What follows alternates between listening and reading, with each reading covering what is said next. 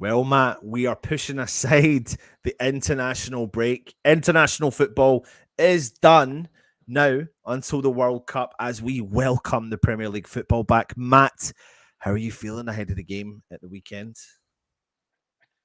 Don't know if it's a welcome back. It's, you know what? Watch the stat attack. It can't get any worse. It can't. Oh, hold that thought. Hold that thought. Things can only look up the way, though, mate. Things can only look up the way. Listen, we've got loads of your match day content coming your way.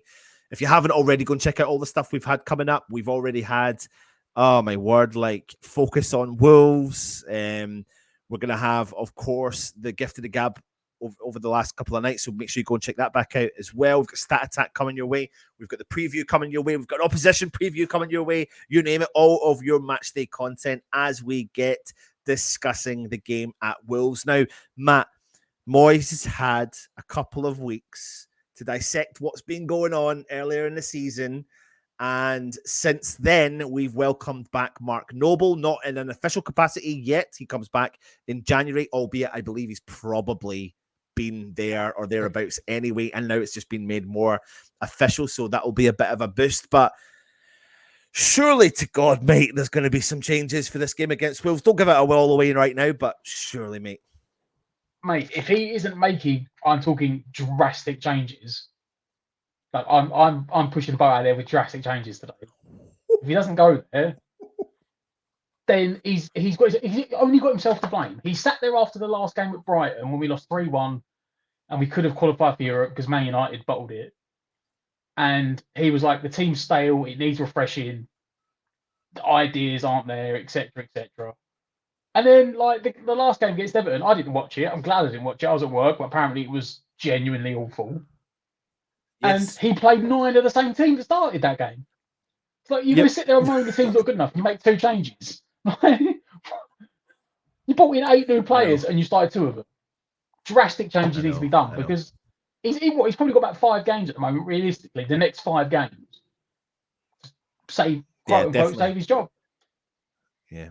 I think it's it's interesting though when that topic comes up about do or die time. Like it's really interesting because do you really look at that option for getting rid of the boss if we don't do well over the next couple of weeks? I don't want to touch on that because I think we've done enough of that. I think it's time for us to put the positive spin on the West Ham. But we are going to put it on. We are going to put it on. No, so let's get straight into it, mate.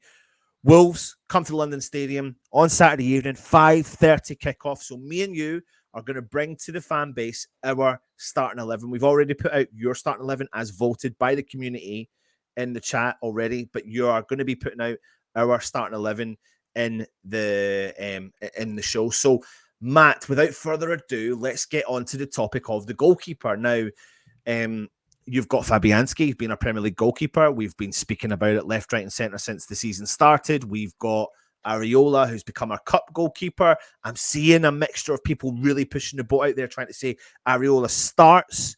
I'll put my name on it. I think it's Fabianski.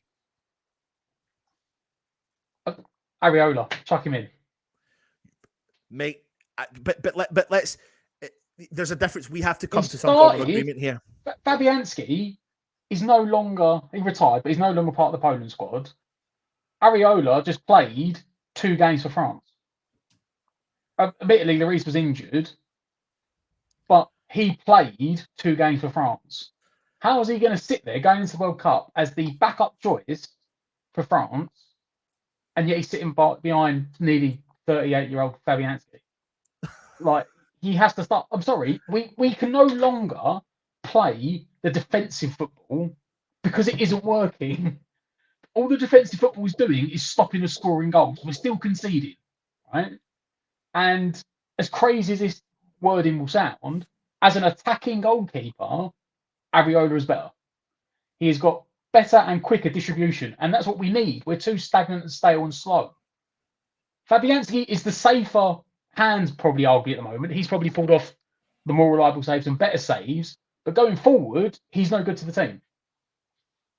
Okay, with that in your mind, with what I can imagine is going to be quite a few changes in this team or movement in this team, can you see the amount of changes that we want to happen happening?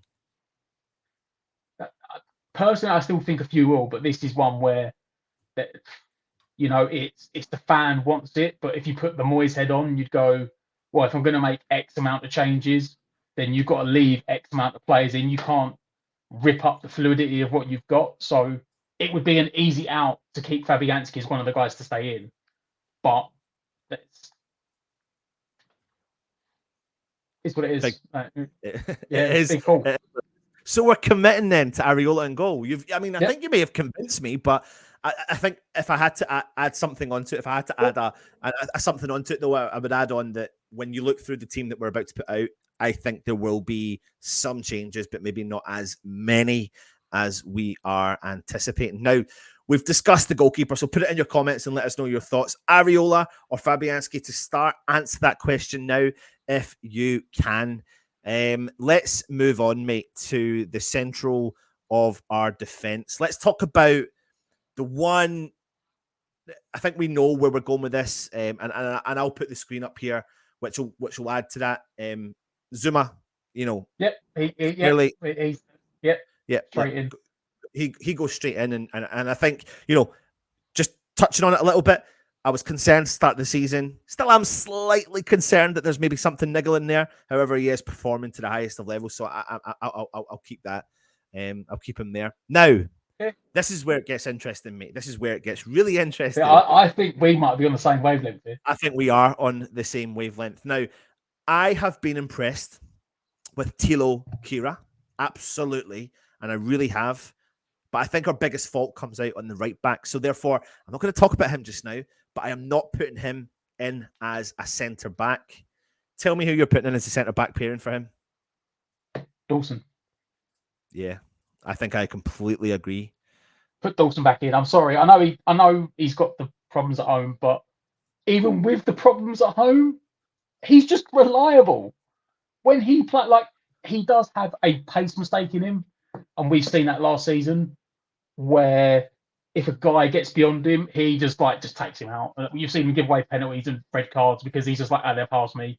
I'm just going to take him out. But if you get the pacey players around him to give that cover behind him, when the ball's in front of him, when it's coming into the box, when it's pushing out to intercept, when it's making tackle, he's a reliable player. And he's a solid old school pro, and we need that at the moment. I completely agree with you, mate. Team that aren't going to have a pacey centre forward. No. And I think you're right, mate, especially the fact that if he plays with players that are pacey around him. Now, you're looking at that team and you're looking at two central defenders who aren't pacey. So you need pace in there to be able to deal with that. And we'll talk about that. And this is where the changes are coming. This is what we'll talk about. But yeah, Mr. Reliable, they've built a partnership. He's played a couple of games and he's looked all right. It doesn't look like he's missed any game last season. Let's not forget that. When he first came in last season, when Ogbonna went out, we were all a bit worried. And then they had a very long, good, successful team. So they had the understanding already. It's not like they haven't played before like it was last season. Yeah. No, I completely agree with you. Now, people are going to be saying there, you know what? What are you going to do? You've moved Thilo Kehrer out of the team. He's not going to start. What are you doing? It's a crazy decision. You've got Ogbonna. You've got all these players, but I don't think we're going to miss out on Thilo Kehrer because Matt, international. He played against England. Anyone that somehow didn't watch internationals will have missed the fact that Thilo Kehrer played 2 games for Germany over the international break at right back. Yeah. Which is where he's played more of his. I think he's played his whole of or most of his career for Germany. Yeah. Is either right of a back 4 or right of a back 5. Now we brought him in as a guy, and this is one of Moyes' things about you have to be able to play multiple positions. I don't buy a guy that, barring a centre forward like Scamacca, I don't buy guys that only play one position. Thilo Kehrer had 2 very good games at right back. And we've been speaking about it in recent weeks. What about when Aguerd comes back? Where's he going to fit in? And a lot of people have said, you can move him out to right back. I would say Johnson, but I still don't think Johnson's a back. And like you said, if we're going to put Dawson in, you need the pace around him. So stick Kehrer in. He's got pace. He can get forward, he can get back, and he's good with the ball at his feet. So you're still going to get good delivery from the wide position. 100%. Like you said, ball at the feet, pacey, fast, clever on the ball, can offer the pace to get back. We're lacking that. Unfortunately, I love him. You can see I've got his top there, Safal, but he's lost that bit of pace and it's not started the season off well. And something drastically needs to change because every game we're getting targeted down that side. So you've got the reliability of Dawson, you've got the pace and the clever ball playing right back who plays for his international side and has played most of his career in the right back position. Therefore, for me, he has to go in. Now, when I'm looking at this back four, the only one I could question so far is Areola. I get your mindset behind it. I get it. But if there was only one I had to question, for me, the three at the back. The three at the back have to start like that. I don't think we can go into this game any other way without thinking about it. So as we've put our right back in, let's discuss our left back, mate. And I'm assuming we're going for the flat back four. Or We're going for back four. Yeah. Right, come on then. Who goes into your left back position? So, bearing in mind the way the squad is, I would still say Emerson. But I believe this could be Moyes' cop-out position. If we look at the team we've got up on the screen, I think the back three that we've got is like a very, very high percentage chance of playing.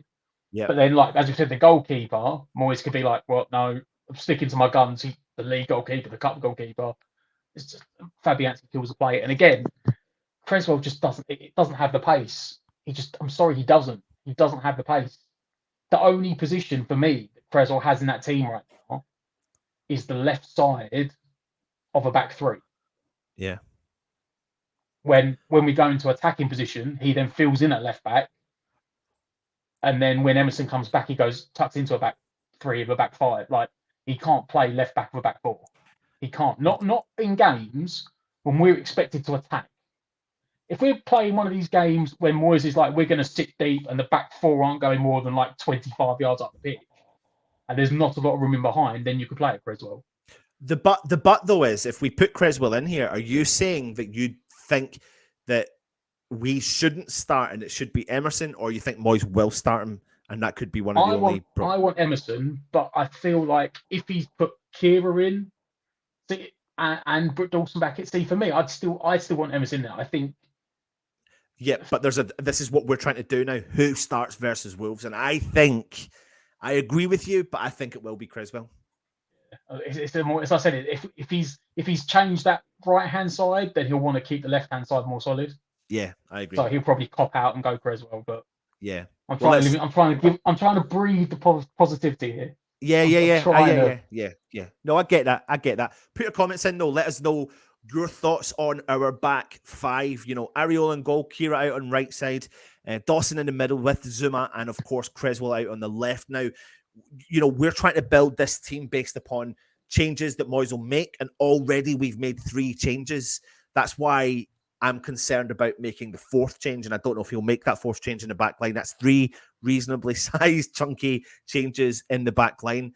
I still think that team is pretty solid and can do a job if need be. So let's move in to our central defensive pairing. I mean, listen, there's no point in us beating about the bush.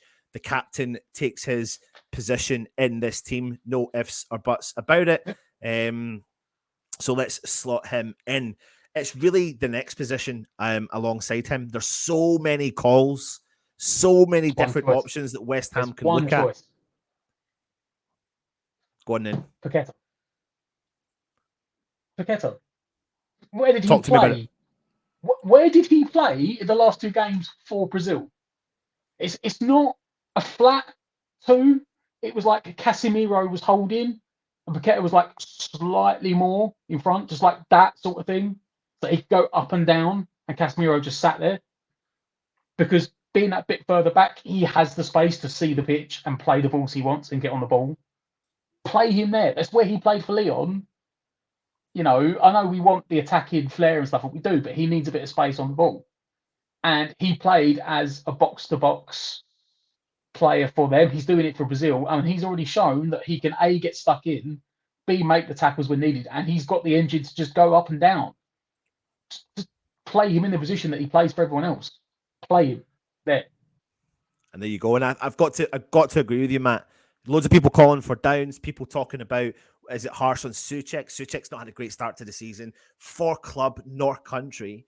Downs has performed really well when he's been called upon. However, he's not had that run of consistent games. So I really can't see Downs coming into the spot. And you're right. He needs to run in the cup games for me. Yeah, he needs to run in the cup games. And I think Paqueta is really suited to this role. And this is, for me, this game, Matt, is about a new West Ham. A transition in West Ham. Yeah. It has to be. And we've brought the players in, and now it's time to give them game time. Moyes will be looking at that international period going, Kira played right back, played really well. Paqueta played central midfield for Brazil and played really well. So you've definitely got to consider that. So if you are watching now, put the comment in and let me know your thoughts on West Ham dropping Tommy Souček, not putting in Flynn Downs, but putting Paqueta into this role. Matt, let's move on. Let's go to the right-hand side of midfield, mate. This would be a Moyes cop-out position. Go on. Bowen. It'd be Bowen. Jared Bowen. And he should not be Bowen for a second. Okay, because so I got stick from some West Ham fans on Twitter for saying he shouldn't have been in the England team. Like, I was like, how did I got upset when the England team was coming around, because I was like, you know what, Sancho or Rashford is going to walk straight back in and Bowen won't be there. And then Bowen did get selected, and then he obviously didn't do enough in England training because he didn't get a single minute, and he's not done enough. He scored a very good goal and a penalty in the Europa Conference League, and he's shown glimpses, like little spells of his form returning in the league, but he's so far off what he was last season. Yeah. And in all honesty, Southgate's done him a bit dirty, to be honest. Because if he wasn't going to play him, he'd have been much better suited to be back at Rush Green, getting in the minutes, getting in the reps with the players that are there, rather than going off to international duty and then not playing. Well, there's two ways to look at this, though, as well. Like, he's taken him because he's understanding that there is a player in there, 100%. He's not deserved the spot, but he got the spot. The way I look at it is now it's his position to lose. And this could work in West Ham's favour, Matt. There are 12 games of football left for Bowen to prove why he is going on that plane to Qatar. And he will need to raise his levels. He kind of has no choice, mate. And that could play into West Ham's advantage and play into West Ham's hands. I think Bowen can come good again. I really do. And I think the thing is with him is he can be a threat at any occasion. And he just needs that. I think the team around him will benefit him. The changes around the team around him will massively benefit him. Having Paqueta beside him will really, really benefit him as well. So that's why I think I see the positive in the move of Bowen. But put your comments in. Do you agree with Matt? Do you think he deserves to be rested and for someone else to be given a shot? Is it harsh or is it not? Let us know in the comments below. Move on to the left-hand side, Matt. The left-hand side of West Ham's midfield. Who is going in there? Again, right? If you're a neutral or you're someone that's watched every game this season, there is logically only one player that can be started on that left-hand side. And I think it's the only player that hasn't started a Premier League game on the left-hand side. It's Cornet. Because he out of, like, Bowen, Benrahma had a little flirt of good form at the start of the season.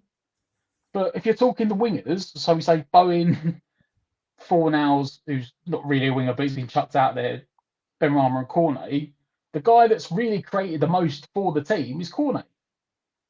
And I can't have this excuse of like, oh, you know, they need time to bed in, when the guy played for Burnley last season. Like, he played for a Brexit ball Sean Dyche on a 4-4-2, and he got 9 goals. What does he need to get ready for? We need the pace. He's got the pace, the creativity, the ingenuity. He's the owner. Benrahma seems, I don't know, I think maybe Moyes mucked him about at the start of the season when he was in form. Like, starting in one game, then bringing off the bench the next and starting the next. Maybe he got in Benrahma's head and he's throwing him off a bit. I know Benrahma apparently did all right when he come off the bench against Everton. What I remember hearing right. But it has to be Cornet, especially if you're going to play Creswell. Because Creswell's not going to overlap. So whoever you're playing on a wing has to have the pace to beat the fullback. Yeah. Otherwise, you've got two players that can't beat the fullback, and it just shuts down the whole side. I think this is the benefit to Max Cornet, is that he does cover a lot of ground in a game from what we've saw. He can track back and support back there if necessary. But the other benefit I've got to Max Cornet is the fact that he's been so effective when he's played. And I've heard people digging him out, which I find absolutely crazy, because when you look at how effective he's been when he's played, he's been involved in all of our penalties pretty much. He's been involved in hitting the post, scoring a goal that should never have been disallowed, assisting goals as well. And it's just a matter of time, because he does hit the target when he shoots. He's just unfortunate to put the ball in the back of the net a few more times. And I think it's now time to unleash Cornet into the Premier League. And I think he's going to be a big-time player. He connects our midfield, mate. He bridges the gap between the midfield and the forward. And I think if we're going to go with what we're going to go for up top, then he is going to be massively effective in that approach. So put your comments in, though, and let us know if you agree with us on Max Cornet. Now, we have two more players left. Two more players, Matt. So let's go through the middle of West Ham. Who is taking up that slot in the typical number 10 role? For me, Fornals. I didn't notice it until Europa League game when he didn't start, and then Moyes made like his triples up at half time. And I was like, you speak about linking up the play. I didn't realize how much of a difference Fornals made when he came on. Like you said, he is a guy that links. Like straight away, there was that link return between like the middle of the midfield and the centre forward. Because like for long periods in the first half, it was like there was just a massive gap between the centre mids and the striker. And if nothing come down the wings, there was nothing there. Yeah. And it's just and if you play him in there as well, it allows you to even change the midfield formation slightly, because you could even move Rice to just a holding one, or even a flat three or a one, and have the other two in front, because you've got two guys in Paqueta and Fornals that both cover stupid amounts of ground at midfield. Well, mate, you're actually, I mean, if we go back to when we first brought Tommy Souček into the club and we played the diamond effect of Tommy Souček, Declan Rice and Mark Noble, and it really worked for the initial segment until we progressed. But what you've got then is that ability, but maybe with a higher standard of Fornals being able to sit in if needed as one or two, push forward, and vice versa with the three of these players. And I think that is something that really could frighten opposition there. He's got the bite, he's got the determination, but he's also got the creativity to do the job up there as well. And if you need to, you can, in theory, swap 1, 2, 3, 4 of these players around if need be, because Cornet can, of course, he can deputise up here, but he can also deputise out here. Jared Bowen could deputise out on the left-hand side.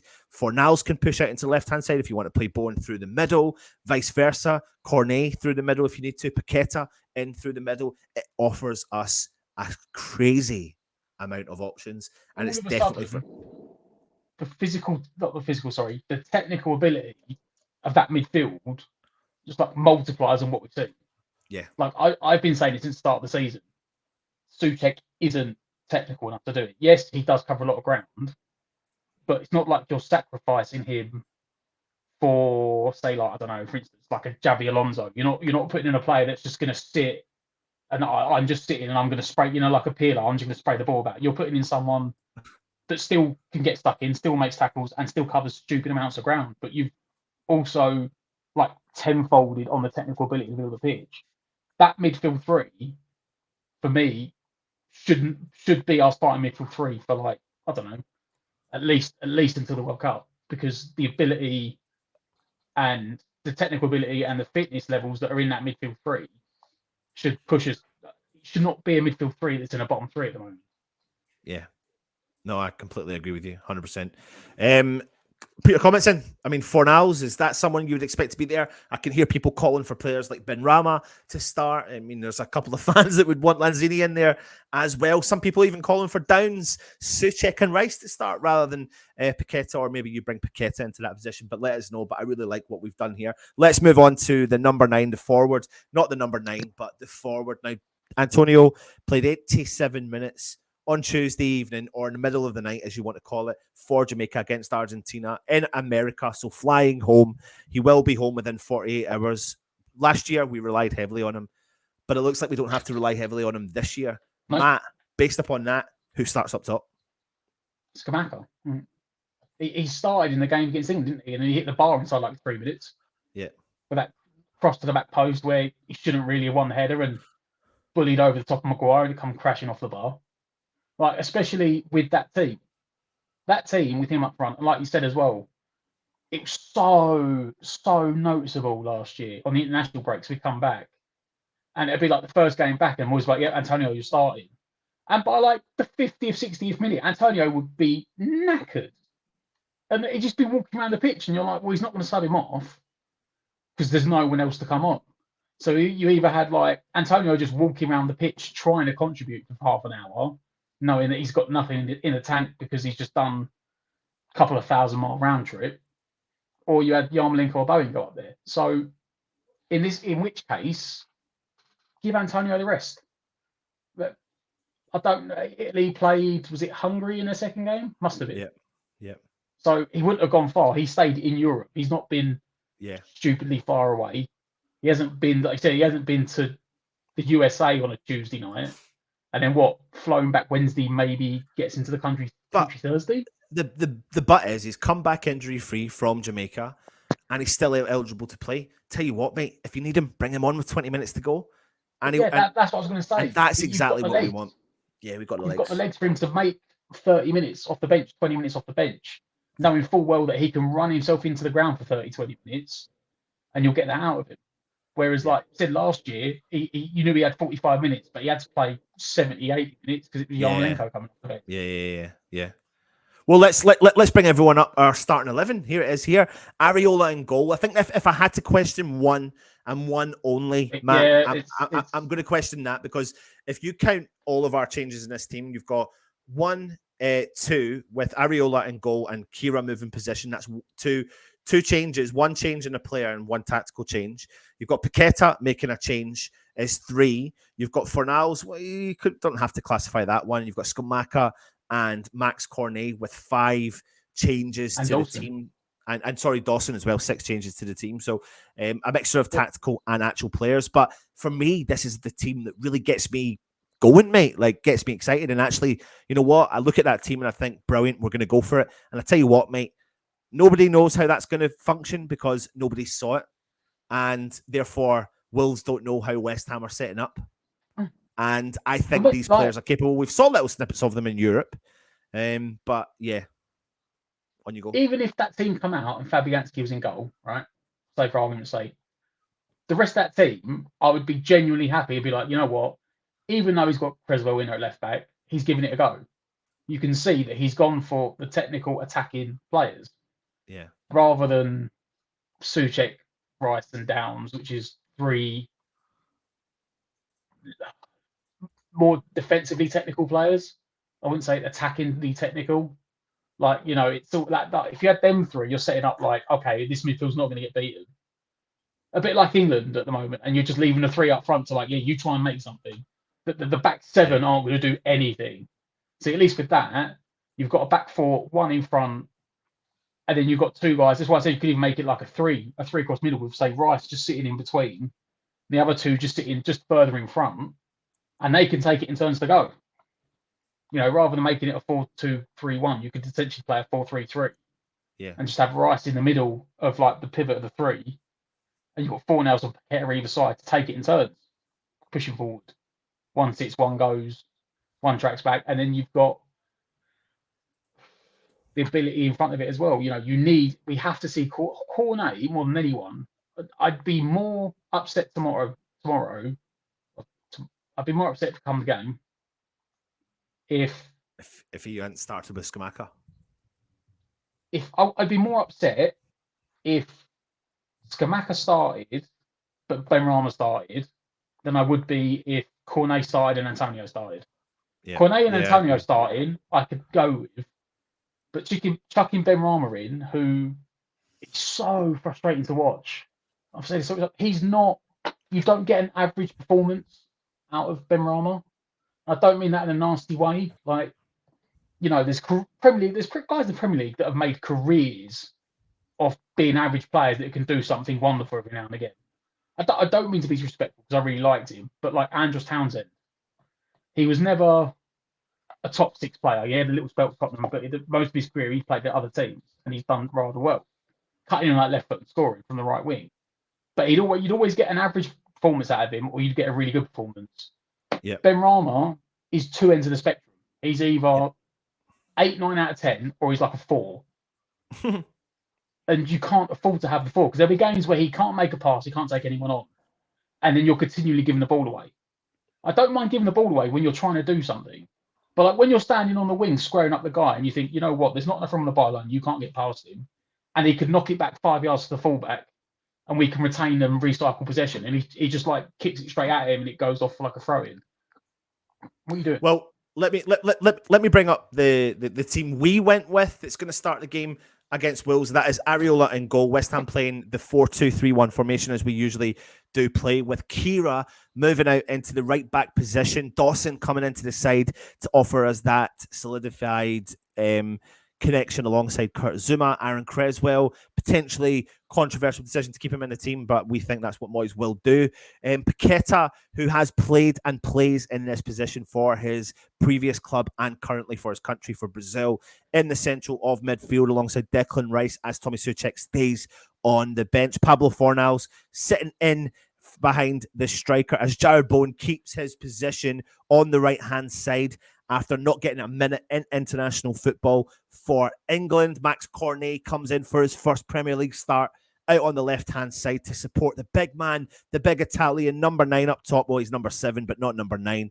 But you know what I mean, in Gianluca Scamacca. The other option could be just the one change with Fabianski in goal alongside that team. Either way, whoever I see, as long as I see something reasonably similar to that, Matt, I will be a happy West Ham fan. On the final note, Matt, give me a quick prediction. It's either going to be, and this is like a double-sided thing. It's either going to be like that game we saw in lockdown, where I think we won 4-3, and it's just goals galore. Or, and I'll give you a little bit from the stat attack. It'll be an absolutely horrible game, like worst game of the season, that will get decided by 1 goal. West Ham haven't scored a goal in the first half this season. Wolves haven't scored a goal in the second half this season. So don't give the rest away, Rick. Don't give the rest away. It's either going to be an amazing game or it's going to be an atrocious, like. So what's your score? Go on then. What's your score prediction? Go on. I'm going to go 2-0. I'm going to be positive.